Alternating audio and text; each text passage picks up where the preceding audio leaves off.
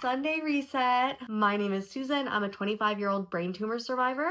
I was diagnosed 3 months postpartum. I had that tumor removed in July of 2025, and now I'm learning how to live. And I'm bringing you guys with me.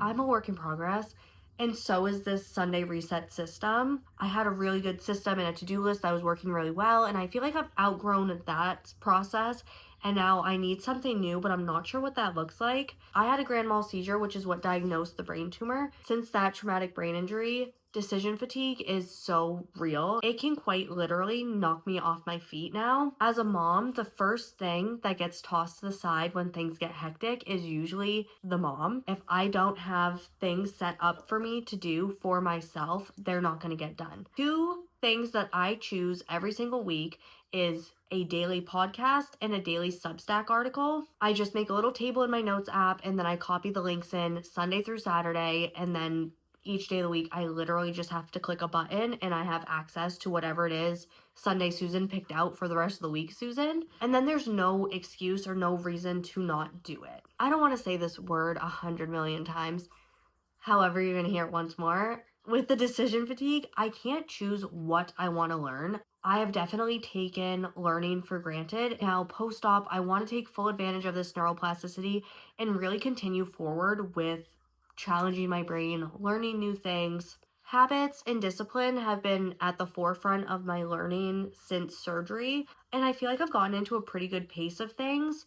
If you haven't seen it, you can go back and watch, but I started and failed 75 hard, but all of those principles I have carried on through since then, and that has been fantastic for my overall well-being and health. The sun is not doing me great things right now. Okay, so let's brainstorm together. Things I'm really interested in.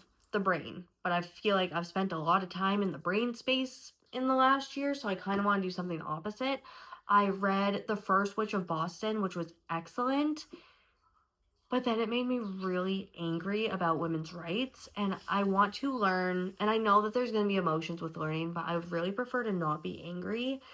I've been really angry for the last year, so I also want to kind of steer clear of that. You know what? Let's get my laptop out and let's do this together. Need a sip of Celsius.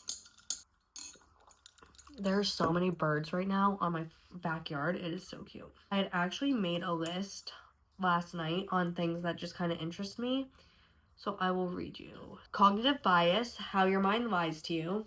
How personality develops, nature versus nurture. Just as a mom, I'm really curious about that. The science of emotional contagion, how moods spread. I read a really interesting article last night. I'll link this article in the description. It was on Substack. It was 50 habits that Japanese culture uses as medicine, essentially. And it was fantastic. And that made me, one of them was about minimalism. So this topic was minimalism versus intentional living, philosophy, not aesthetic. That's like, okay, now I'm getting excited again. I just need to pull my list out. The history of mental health care from asylums to modern therapy. I've been in therapy since I've dabbled in therapy throughout my life, but I got into therapy full time when I was diagnosed with a brain tumor through a lot of the medical trauma, which is why I was there.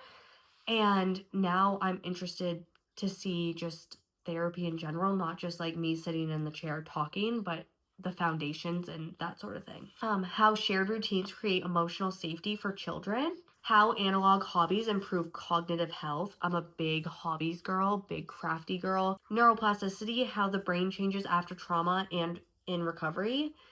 And again, I feel like so many of these are so hyper specific to what I've just spent the last year going through. So I almost feel like I should swerve and do something completely different.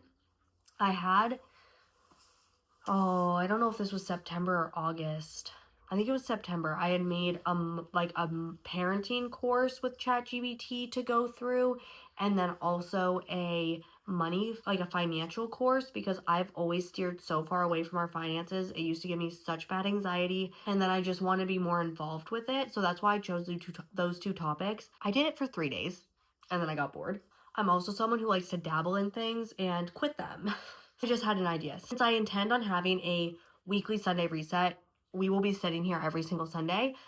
I will do a learnings of the week, lessons of the week, learnings of the week, what I learned that week, and I'll give you a recap of what I learned, because that's exciting, and it also holds me accountable to not only actually learn it inside and out so I can sit here and talk to you about it, but also it can change, right?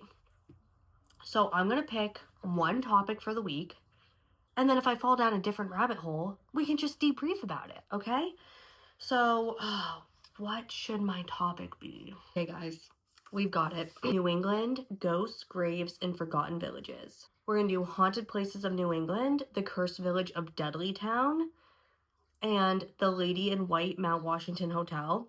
Mount Wash is not far from us. I actually went there the day before our wedding for like a spa day. We all know, like, it's local lore that it's haunted, so to actually dig deep into that is going to be super fun. I've never heard of Dudleytown, so that'll be fun to learn about. The language of the dead, graveyard symbolism. I know nothing about that, so that just seems like something completely out of my wheelhouse that I'm interested in. And that's all I have. I can't wait to tell you guys all about what I learned, and I'll show you how I set it up, how I learn, how I document my learnings, and I'll link everything in the description next week when we talk about it.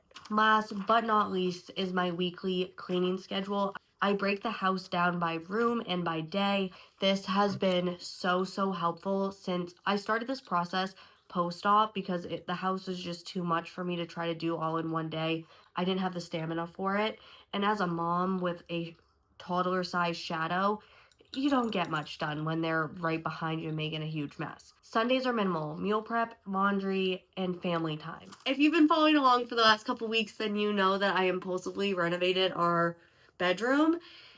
It's done enough. I need baseboard, but it's done enough that I am going to put up art. I'm going to decorate the walls, and that is something on my to-do list today. Spoiler alert, I'm converting one of our upstairs rooms into a playroom for Julia, and the biggest kind of mess in that room is all of the framed artwork that we have that are just stacked in a pile because I didn't know where to put them, and that changes today. This is what we're working with, and it all needs new homes. Love this one. That might be better in the living room. This is my favorite, but this is green, and the whole room is green. Much greener than I anticipated. Girl math has never failed me, so I'm not gonna let it start failing me now. From the window, 3, 4, or roughly 12, so 6. 1, 2, 3, 6. This should be center.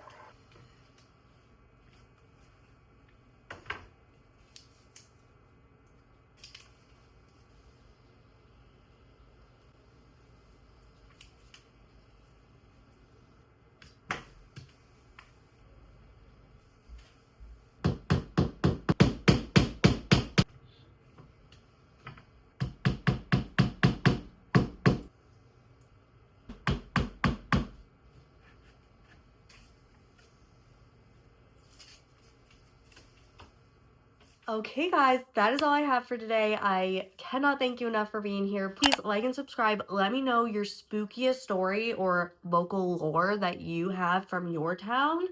Or what is your favorite part of your Sunday reset? Okay, guys, thank you so much, and I will see you in the next video.